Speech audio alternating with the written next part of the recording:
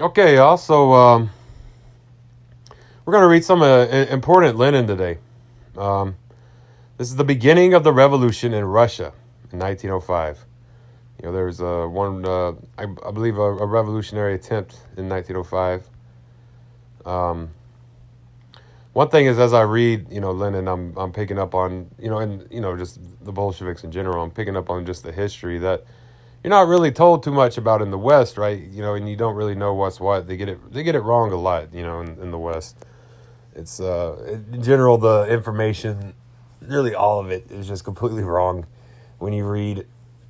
Like, even when they read about what they write about, even like the firsthand, they write this, like, when they say Marx works good in theory but not in practice or something like that. It's like, no, Marx only literally wrote about what had already happened in history and applied it to the now. That's what made him different, was that he was scientific and not utopian. Like, that's what made him different than all previous socialists. That's what he introduced, was the science of socialism, and not just, what he thought socialism should be. Like, that's what, it's kind of just like completely takes everything that Marx particularly was that. Like, so, like, that's the kind of stuff you'll hear in the West. And so, for that reason, reading the actual revolution itself and reading their writings and taking into account just what it is that they say. I'm learning stuff as I go, also when I'm reading this. So anyway, I'm going to get back into this. The beginning of the revolution in Russia. This is by Lenin. Okay, so this is in Geneva, Wednesday, January 25th. Let's see, this was published in 1905. So yeah, let's go ahead and get into it. Geneva, Wednesday, January 25th. Events of the greatest historical importance are developing in Russia. The proletariat has risen against Tsarism. The proletariat was driven to revolt by the government. There can hardly be any doubt now that the government deliberately allowed the strike movement to develop and a wide demonstration to be started more or less without hindrance in order to bring matters to a point where military force could be used. Its maneuver was successful. Thousands of killed and wounded. Such is the toll of Bloody Sunday, January 9th, in St. Petersburg. The army defeated unarmed workers, women, and children. The army vanquished the enemy by shooting prostrate workers.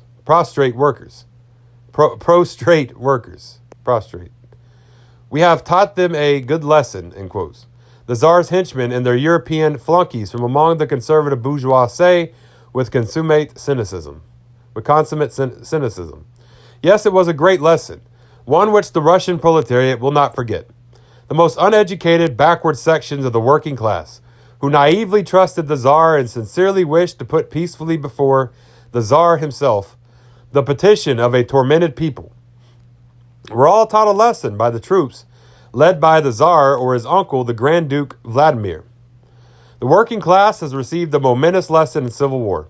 The revolutionary education of the proletariat made more progress in one day than it could have made in months, and years of drab, humdrum, wretched existence.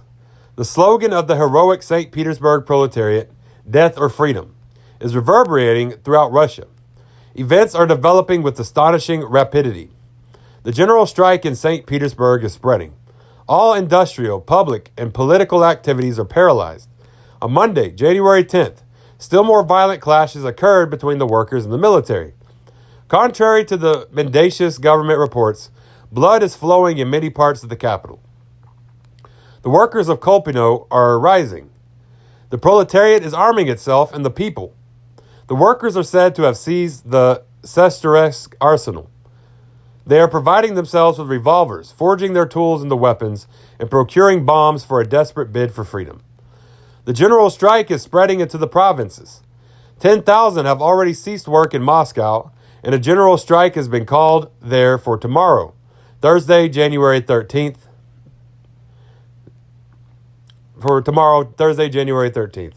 An uprising has broken out in Riga.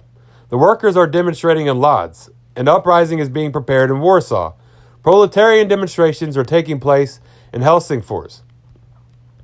Unrest is growing among the workers, and the strike is spreading in Bazu, Odessa, Kiev, Kharkov, Korno, and Vilna. In Sevastopol, the naval stores and arsenals are ablaze, and the troops refuse to shoot at the mutineers. Strikes in Revel and in Saratov. Workers and reservists clash with troops in Random. The revolution is spreading. The government is beginning to lose its head. From the policy of bloody repression, it is attempting to change over to economic concessions to save itself by throwing a sop to the workers or promising a 9-hour day.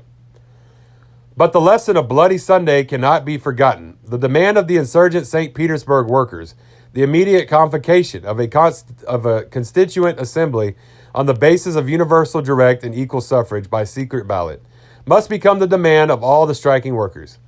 Immediate overthrow of the government. This was the slogan with which even the St. Petersburg workers who had believed in the Tsar answered the massacre of January 9. They answered through their leader, the priest, Georgy Gapon, who declared after that bloody day, "We no longer have a Tsar. A river of blood divides the Tsar from the people. Long live the fight for freedom." Long live the revolutionary proletariat, say we. The general strike is rousing and rallying increasing masses of the working class and the urban poor. The arming of the people is becoming an immediate task of the revolutionary moment. Only an armed people can be the real bulwark of popular liberty. The sooner the proletariat succeeds in arming and the longer it holds its fighting positions as striker and revolutionary, the sooner will the army begin to waver. More and more soldiers will at last begin to realize what they are doing, and they will join sides with the people against the fiends, against the tyrants, against the murderers of defenseless workers and of their wives and children. No matter what the outcome of the present uprising in St. Petersburg may be, it will, in any case, be the first step to a wider, more conscious, better organized uprising. The government may possibly succeed in putting off the day of reckoning. But the postponement will only make the next step of the revolutionary onset more stupendous. This will only mean that the Social Democrats will take advantage of this postponement to rally the organized fighters and spread the news about the start made by the St. Petersburg workers. The proletariat will join in the struggle. It will quit mill and factory will prepare arms for itself.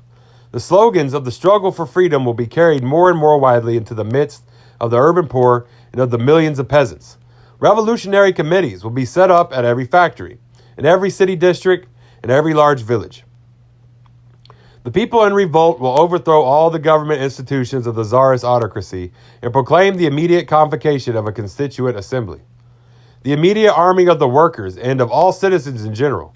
The preparation and organization of the revolutionary forces for overthrowing the government authorities and institutions.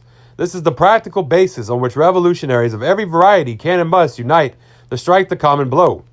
The proletariat must always pursue its own independent path, never weakening its connection with the Social Democratic Party, always bearing in mind its great ultimate objective, which is to rid mankind of all exploitation. But this independence of the Social Democratic Proletarian Party will never cause us to forget the importance of a common revolutionary onset at the moment of actual revolution. We Social Democrats can and must act independently of the bourgeois democratic revolutionaries and guard the class independence of the proletariat. But we must go hand in hand with them during the uprising, when direct blows are being struck at Tsarism, when resistance is offered the troops, when the bastilles of the accursed enemy of the entire Russian people are stormed. The proletariat of the whole world is now looking eagerly towards the proletariat of Russia.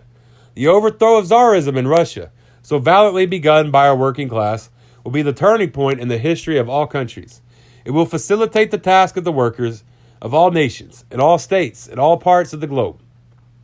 Let, therefore, every social democrat, every class-conscious worker bear in mind the immense task of the broad popular struggle that now rests upon his shoulders. Let him not forget that he represents also the needs and interests of the whole peasantry, of all who toil, of all who are exploited, of the whole people against their enemy. The proletarian heroes of St. Petersburg now stand as an example to all. Long live the revolution. Long live the insurgent proletariat. Okay, yeah, that's the beginning of the revolution in Russia, 1905, January 31st, 1905. January 25th is when it was written. So, yeah, y'all have a great day. This is, Marxist Saw, Facebook, Twitter, YouTube, Tumblr, TikTok, Medium. Hit me up. Yeah, and y'all have a great day. Todala goi.